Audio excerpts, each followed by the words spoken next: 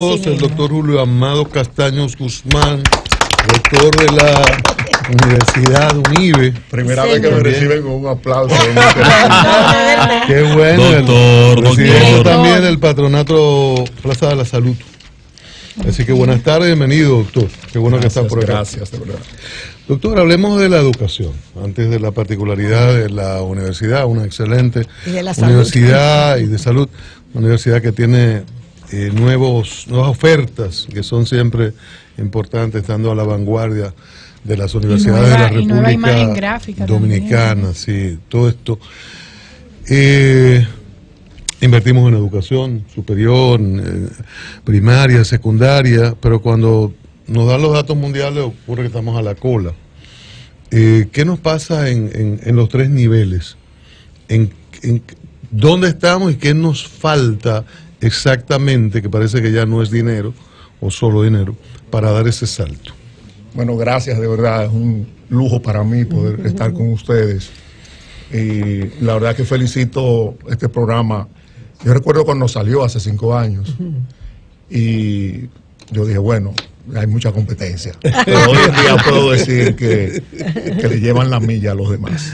Qué bueno, gracias. Atención, don Antonio Espaillat. Atención, don Antonio. Principalmente por la calidad de las personas que conducen este programa. La verdad que sí. Personas de respeto, mucha capacidad, mucha visión, entrega. Pero pasando a esa, una de las preguntas yo creo que más importante que nos podríamos plantear cada uno de los dominicanos. ¿Qué pasa con el sistema educativo dominicano? Y es un tema que es un tema transversal, porque es imposible que un país, por más turismo y más infraestructura turística que desarrolle, siempre va a haber un vacío muy importante, porque el recurso humano es fundamental, pero no solamente para generar riquezas, ni para salir de la pobreza, sino también para la convivencia humana, sí, para el desarrollo humano, social, la familia. O sea, son muchos elementos que no podemos limitarnos solamente en que un individuo aprenda a hacer cosas y con ella hacer riquezas, sino también que sea capaz de ser feliz, que sea capaz de comportarse en el entorno, en la comunidad a la cual le debe. Y el tema de la educación es un tema, para mí, está en mi ADN, es la verdad. Mi madre era maestra de escuela de literatura y de historia del arte en Moca. Mi padre era profesor fundador de la Escuela Normal de Moca, daba física, matemática, trigonometría y sociales. Ay, bendito Dios. Es así. Y yo siempre he dicho que mi padre logró lo que dicen en el deporte, el gran buen slam. Linaje ese. Porque Linaje fue de de maestro de escuela, fundador de la Escuela Normal, fue profesor catedrático universitario de aquella universidad, sí. Luego fue rector de ella, pero luego fue secretario de Educación. O sea, él logró lo que en el deporte decimos el gran slam. Sí, lo logró entero. Todo. Entonces, nosotros tenemos realmente, cada uno de mis hermanos, tenemos, dentro de nosotros vive esa vocación por la educación que realmente se nos impregnó. Pero es muy preocupante realmente porque nosotros nos hemos adaptado a una visión tubular de la educación y creemos que solamente el tema con un incremento del aporte estatal y la inversión pública y privada en educación nosotros podemos lograr resultados, y no es así. Yo creo que todavía es un poco más preocupante porque si los errores de raíz estructurales no se corrigen y tú inviertes más dinero, lo que hace es que los amplifica. Entonces eso es lo que estamos viendo amplifica hoy. Los errores. Claro, se magnifican. Sí. Por ejemplo, ahora mismo me voy a pasear un poco por el sistema. Voy a comenzar por la educación básica y media y la educación inicial, claro está. Hay más de 30 jóvenes estudiando para magisterio en las universidades, concentrados en las grandes, en las públicas y otras, y donde a pesar de haberse logrado una reforma del plan de estudio, de plantear una serie de ejes que eran fundamentales y no negociables, la calidad de esos egresados sigue siendo muy cuestionable. Tanto así que lo vemos en los resultados cuando se hacen las evaluaciones magisteriales, de que la mayoría se queman, no logran cumplir con las competencias básicas que necesitan para desenvolverse y tener un buen desempeño. Entonces, cuando uno mira eso retrospectivamente, claro, hemos resuelto uno de los problemas, que era el déficit de aulas. Sí. Pero, sin embargo, la calidad de la educación no ha logrado realmente. Y lo más preocupante es, y es donde yo realmente me cuestiono, es que los modelos educativos han ido modificándose a una velocidad impresionante. O sea, ya no podemos pensar en el maestro tradicional que conocía, manejaba la materia, sino que las tecnologías de la información, la inteligencia artificial y los modelos de aprendizaje y los escenarios de aprendizaje cambiaron. Ya no están en las aulas. Es más, yo diría que hacer aulas es un error. ¿Por qué? Porque los aprendizajes hoy en día se usan sobre otras vías, que es la tecnología, tan sencillo como un teléfono inteligente, tan simple como son las plataformas educativas, y yo veo que en ese sentido no se ha hecho lo suficiente.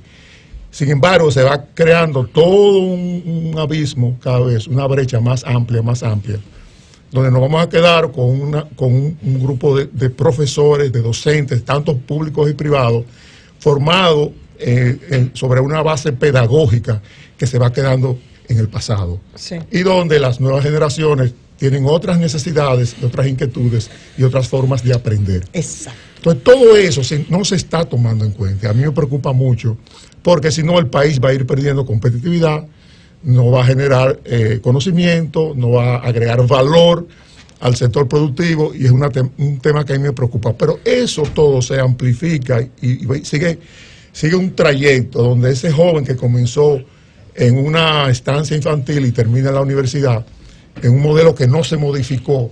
Entonces es muy preocupante y por eso vemos los resultados. Pero usted ha utilizado una frase que debe mover a una gran reflexión. Nosotros estamos llegando ahora a la construcción de aulas. Quizás la construcción de aulas sea un error, y es para reflexionar de verdad, porque estamos llegando a un lugar en la carrera donde ya otros salieron y dieron la vuelta y abandonaron ese lugar hace mucho tiempo, y ahora nosotros, cuando llegan los recursos, es que estamos caminando al lugar que otros ya han abandonado. Entonces, el futuro de la educación debemos entenderlo como se está promoviendo en las redes, en la web, hoy universidades online, también habrá escuelas secundarias online. Claro, esos son los cambios que son inevitables. Yo fui el año pasado a un congreso en Bogotá sobre educación virtualizada en el sistema educativo superior. Y ahí la OCDE hizo un planteamiento y planteó una preocupación de que probablemente dentro de 10 años la mayoría de las universidades van a desaparecer. Van a desaparecer por lo siguiente, porque si no son capaces de cambiar, de crear, aceptar la innovación y ser disruptivo y adaptarse a lo que estamos viendo hoy en día, vienen cambios muy fuertes. Cuando llegue el 5G, esto será una locura el mundo. Sí. Miren, yo estoy preocupado, y esa es una de las reflexiones que en UNIBE estamos haciendo. O sea, ¿qué va a pasar cuando el internet y su velocidad se multiplique por 1000? Que tú puedas interactuar y el internet se convierte en un vehículo que va a penetrar en toda la vida. A la velocidad de tu pensamiento. Entonces, son cosas que deberíamos como país empezar a analizar y realmente a reflexionar. Yo no digo que lo que se ha hecho está mal, no, hacía falta. Claro. Pero tenemos que ver qué vamos a hacer mañana, o qué vamos a empezar a hacer hoy para que mañana no sea tarde. Y las universidades están definitivamente obligadas a transformarse, articularse al tema de la internacionalización. Sí. Ya los programas de estudio en muchas universidades no son de una universidad, son de varias en conjunto, donde el estudiante cambia de escenarios y de países y de lugares para lograr una formación, la cual no es estática, es cambiante, porque lo que sabes hoy para mañana no te sirve. Probablemente los oficios que van a surgir, o profesiones, o ofertas laborales de los muchachos que están estudiando hoy en día no existen. Entonces, youtubers ahora es un tema muy preocupante. Antes lo veíamos de lejos como observadores, pero la velocidad que lleva es tan intensa que definitivamente tiene que haber una reflexión colectiva. Doctor, escúchame, Elizabeth, en ese mismo punto, usted ha evaluado en la universidad, porque UNIBE ha sido innovadora en muchos modelos de aprendizaje superior de educación. Sí, claro. Está a la vanguardia junto con entonces la yo vi una experiencia de ver los muchachos en diferentes escenarios que le hacían un examen de repente, le avisaban, en 10 minutos le vamos a hacer un examen de tal materia, los muchachos se ponían nerviosos, comenzaban. O sea, ¿qué fenómeno, qué efecto generó eso? ¿Qué cambio en la capacidad, en la formación del intelecto de los muchachos generó? Lo que pasa es que nosotros cambiamos el modelo educativo. Nosotros hemos migrado de un modelo educativo que estaba centrado en el maestro, que era unidireccional, que era enciclopédico, que estaba ajustado a lo que el profesor sabía. Copien ahí, muchachos. Rompimos con eso. Hoy el aprendizaje es colaborativo, el profesor es un coordinador y hace un coaching de los aprendizajes, y el estudiante tiene realmente él mismo participar en la construcción de su aprendizaje, no lo que el profesor dice. Incluso lo cuestiona. O sea, no solamente es crítico, es reflexivo también. Es como debe ser la educación para adultos. Sí. O sea, nosotros no podemos usar los mismos modelos educativos que usábamos en la primaria y secundaria en las universidades. Correcto. Entonces nosotros desmontamos la cátedra universitaria, la destruimos, la desmontamos de las aulas, porque eso definitivamente lo que hace que embrutece a la gente. Y lo que usted recibe de la secundaria da lugar a vivir ese nivel de experiencia que ustedes están implementando. Cuando llegan a este curso, ¿qué pasa? Pero la ventaja es que el ser humano tiene una capacidad, a esas edades, el individuo muy fácil se adapta a nuevos escenarios. Y precisamente ese es uno de los elementos que hoy en día hacen más difícil los aprendizajes en la educación para la tercera edad, porque ellos vienen con un modelo de aprendizaje de años anteriores, donde era memorístico, donde los viejos no aprenden a hablar. Pero definitivamente yo lo que planteo es de que tanto los ministerios de educación deberían de estar realmente pensando en mañana, que puede ser dentro de una hora. Y mancomunados. Y mancomunados. Doctor, otro de los ejes de la reforma educativa fue el preparar a los maestros y sin duda darle mayor calidad a la profesión de ser maestros, y se entendió que esa mayor calidad era un mayor salario. Pero usted relataba sobre sus padres con tanta admiración, con tanto aprecio, no solamente por sus padres, sino por la profesión que ejercían. Entonces, el rescatar la dignidad de ser maestro, aparentemente no ha sido posible solamente con el alza salarial, porque no todos queremos ser maestros, ni todavía es una profesión que se ve como se veía antes. Ni en el público ni en el privado. Sí, es así. Entonces, ¿cómo es que se va a poder rescatar esa visión del maestro, de tener ese maestro allá, como lo veíamos antes, que era una profesión en la que todo el mundo quería involucrarse? Lo que pasa es que, mira, mientras no aceptemos de que el rol del maestro cambió. Por ejemplo, mi madre y mi padre no podrían ser maestros en esta época. O sea, porque hoy en día, cuando tú desarrollas una actividad educativa, no solamente va dirigida a adquirir un conocimiento. Hoy en día, más que conocimiento, son competencias. Donde hay una integralidad y una transversalidad de una serie de elementos. Por ejemplo, si vamos a formar un médico... El maestro sea un líder. Tú ves, por ejemplo, el examen médico de residencia médica. Eso es un disparate, porque eso es lo único que mide un conocimiento. Pero un médico no... Yo puedo leerme un libro de pediatría y aprendérmelo, pero eso no garantiza que yo sepa examinar un niño, ni sepa utilizar un estetoscopio, o sepa palpar un abdomen. No sé si me debe entender, o si sepa darle una mala noticia, o si tenga la capacidad compasiva, o si logre empatía, si tenga capacidades comunicacionales, si tenga juicio crítico. Eso no lo mide, eso no sirve.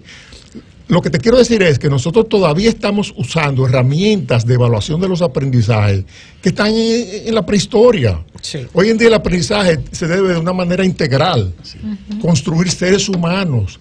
Carrera como el maestro, carrera como el médico, es una suma de competencias que están muy bien establecidas en un plan de estudio y que deben buscarse de una manera de que el individuo sea capaz de integrarlas y pueda realmente utilizarlas. Entonces, esa es la visión de la educación, no realmente memorizar cosas y aprender fórmulas. Y realmente es una visión totalmente disruptiva a lo que tradicionalmente hemos hecho. Entonces, doctor,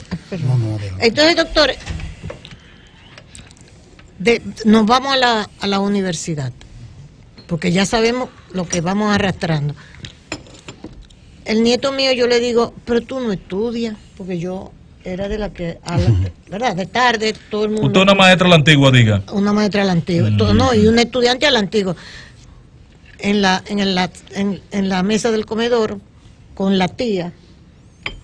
Entonces, el mapa que hay que dibujar, y dibujando América del Sur y todo eso. Eso fue la educación de nosotros. Yo le digo a mi nieto, pero tú no estudias, Tato, yo no veo que tú estés estudiando. ¿A qué participación? Bueno, pues está bien.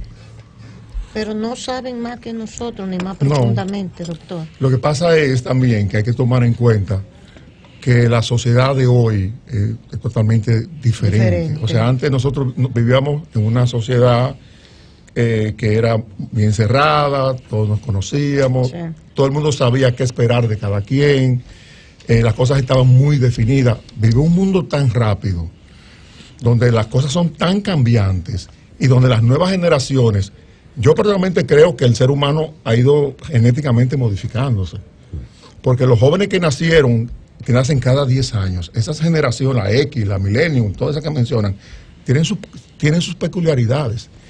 Y claro, los nuevos elementos que dominan nuestra sociedad, principalmente las tecnologías, que han cambiado. Oye, tú vas a un restaurante, ya la familia ni hablan, todo el mundo. Todo el mundo.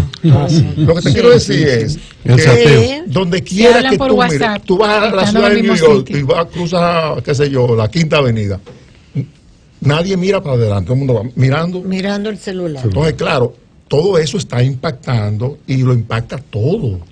Pero no solamente impacta el comportamiento del ser humano ni la forma de socializarse, sino hasta la forma de aprender. Pero por eso fue que usted dio una declaración, y perdón Pedro, ya, que dio una declaración diciendo que las escuelas de medicina ahora mismo es una crisis lo que hay. Bueno, la preparación, estamos viendo el tema de mortalidad infantil y mortalidad materna, pero solamente se habla de esos dos indicadores. Y mortalidad por enfermedad cardiovascular, y enfermedad por accidentes de tráfico, y mortalidad por enfermedades crónicas no transmisibles. La gente se muere, o sea, son más los que mueren a causa de los otros indicadores que es mortalidad infantil y materna. Pero muchas veces el sistema se enfoca en eso. Pero y los que están en sobrepeso, que tienen el colesterol en 500, y los que tienen la tensión arterial en 200, 110. ¿Y quién se ocupa de ellos? Que están en la edad productiva. Entonces, ese es otro problema. Nosotros no miramos el problema. Por eso yo le decía a ustedes que salud y educación son muy idénticos. Y por eso yo me siento tan cómodo, porque oye, hasta el pensamiento, cuando yo me someto a un juicio crítico de cualquiera de las problemáticas que yo veo, oye, las soluciones son muy parecidas. Es increíble. En salud y educación. O sea, ellos van de la mano. Y, ¿qué pasa? El tema de salud es un tema que si nosotros no empezamos a verlo como un sistema integral, y no solamente curativo, y cuando pensamos en una necesidad, una atención de salud, pensamos en una siniestralidad, una enfermedad catastrófica. Posteriori. Oye, lo que nosotros digamos no está enfermo, está sano. Entonces está invertida los valores. Nadie se ocupa de que la gente esté sana. La gente está tratando de ocuparse de cuando se enferma. Y esa incluso es parte de la visión estable. La prevención no juega ninguno. Nada. Doctor Guzmán, usted habla de este modelo cambiante, cada día más desafiante en el tema de la educación. La memorización, que era el eje central de la educación, aprendernos un concepto para la vida, para que ese concepto perdure. Podríamos decir que encajado y adaptándonos a estos nuevos modelos, eso ha quedado atrás porque la misma tecnología nos obliga a un desafío permanente de ese conocimiento. Sí, lo que pasa es que si tú estudias cómo se dan el aprendizaje, cómo el cerebro aprende. El cerebro tiene capacidad de almacenar información. Exacto. Pero eso no es suficiente. Tú necesitas utilizar esa información. Porque una cosa es saber y otra es saber hacer. Son cosas totalmente diferentes. Conocemos en nuestra sociedad individuos que son enciclopedias. Se lo saben todo, pero no Pero practican no nada. es- Pero No. que han aportado, o sea, En la ese práctica. conocimiento ha Sí. construido, no sé, a nivel empresarial o yo no sé, bueno.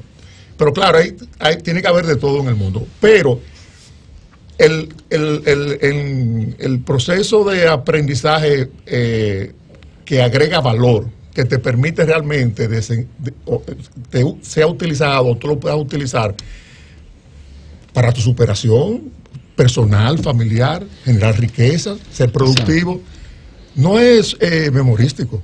No.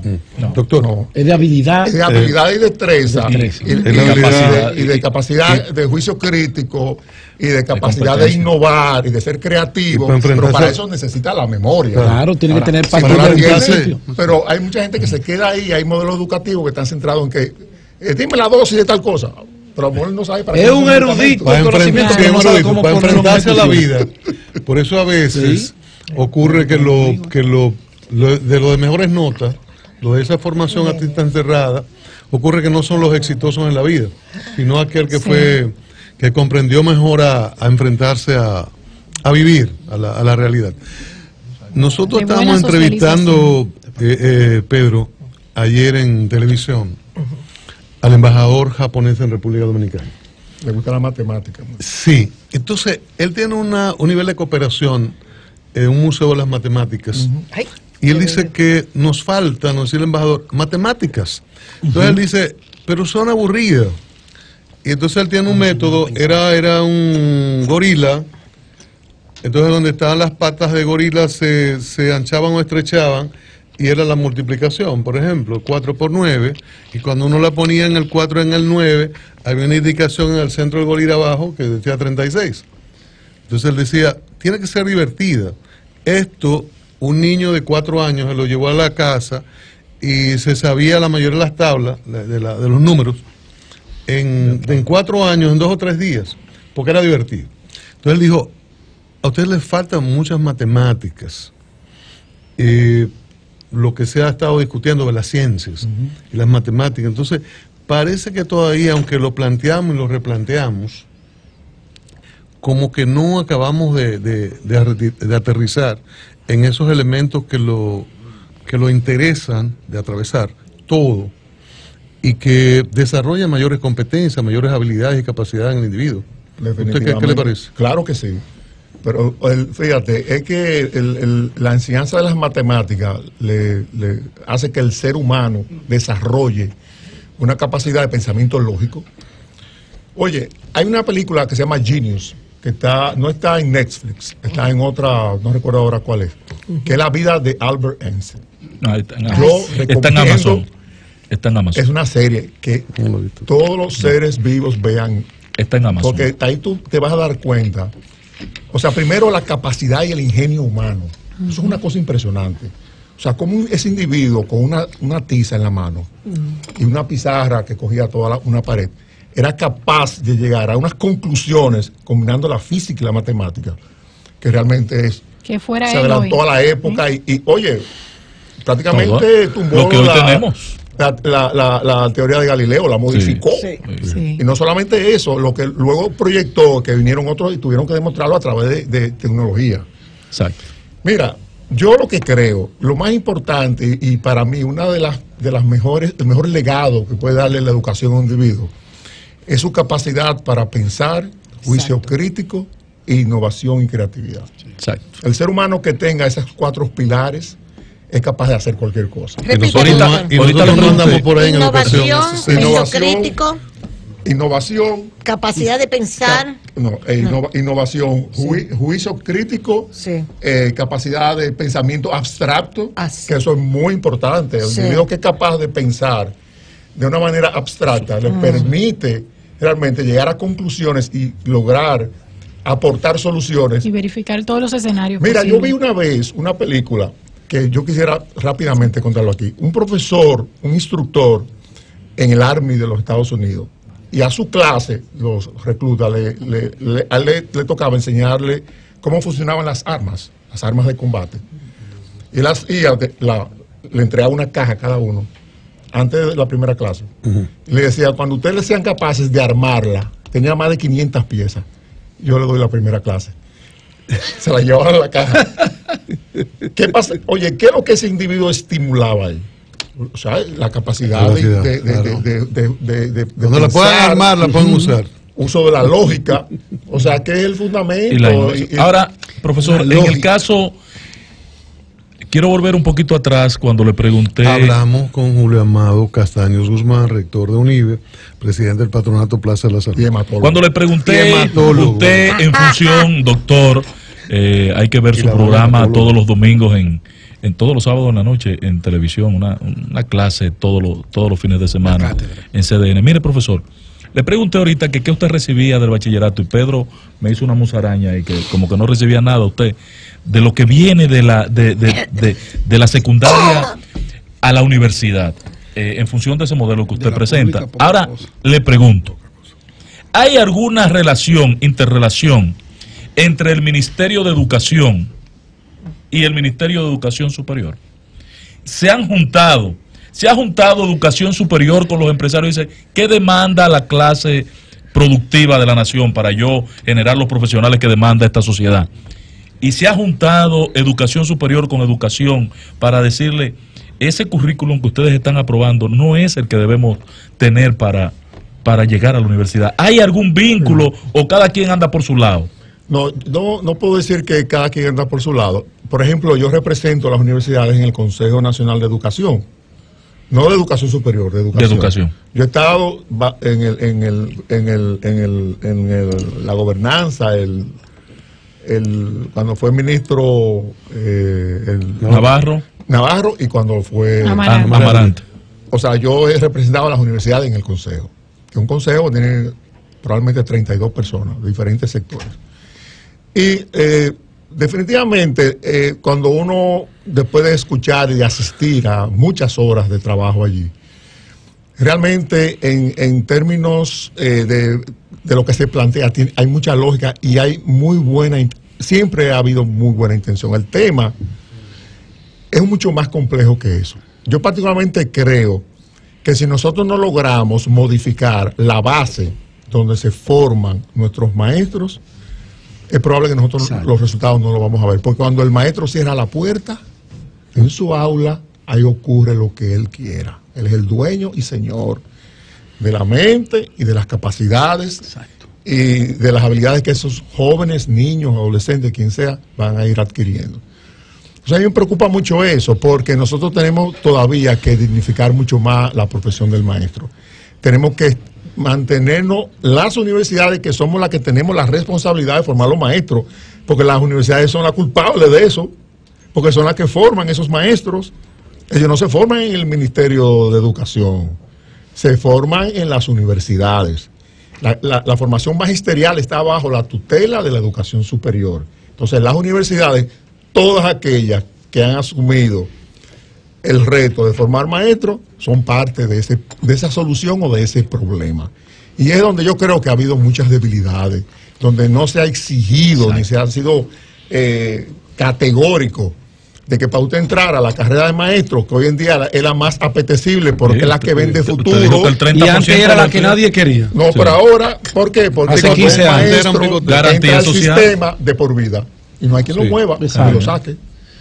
Doctor, hacer lo que quiera, no lo puede tocar. Hay un gran debate en la sociedad dominicana con un sinnúmero de carreras, profesiones que prácticamente los jóvenes van a las universidades, no van en busca de una profesión para vivir de esa profesión, sino por tener un título, porque da un estatus social.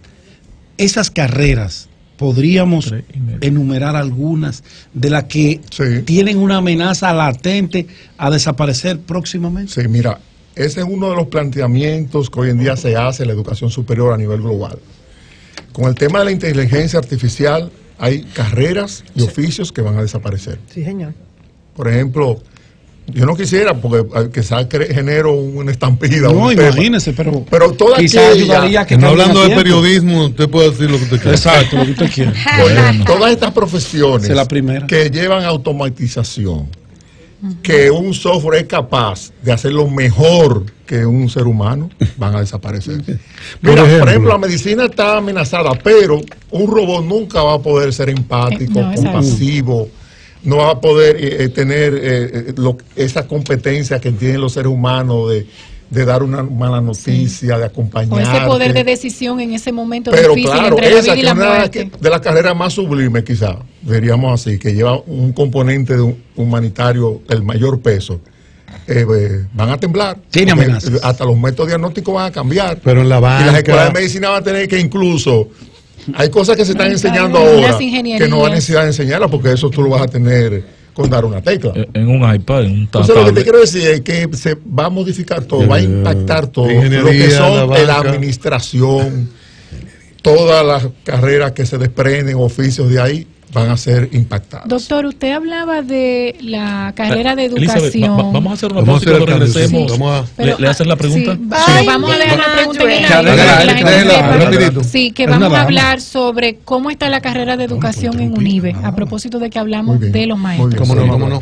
Vamos a continuar en breve con el doctor Julián Maut Castaños Guzmán, rector de UNIBE, presidente de Patronato Plaza de la Salud. Interesante conversación sobre educación muy interesante. Y salud. Cambio y fuera, Mauricio.